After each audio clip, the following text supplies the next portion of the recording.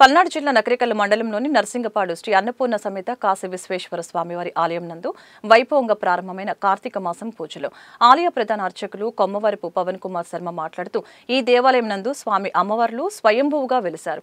అందుకే ఈ క్షేత్రానికి అంత ప్రాధాన్యత కలిగిందని తెలిపారు. ఈ మాసం మొత్తం స్వామివారికి ప్రతిరోజు విశేషంగా పూజలు, అభిషేకాలు, హోమాలతో పాటు అమ్మవారికి కుంకుమ పూజలు జరుగుతాయని తెలిపారు. ఈ కార్తీక మాసంలో దేవాలయాన్ని సందర్శించి స్వామి అమ్మవార్ల కృపకు పాత్రులు కావాల్సిందిగా కోరారు.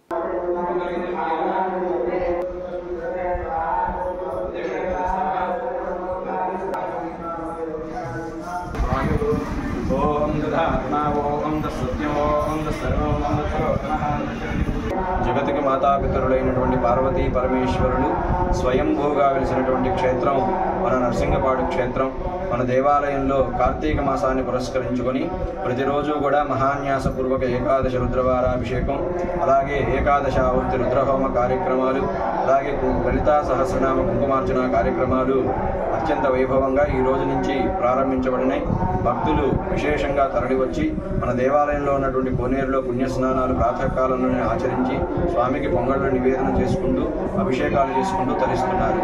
అలాగే మన డివిజన్లో ఉన్నటువంటి భక్తులందరూ కూడా ఈ కార్తీక మాసంలో ఒక్కసారైనా మన నర్సింగపాడు క్షేత్రాన్ని దర్శించి స్వామి అమ్మవారుల యొక్క పరిపూర్ణమైన అనుగ్రహాన్ని పొందవలసిందిగా కోరుతున్నాం.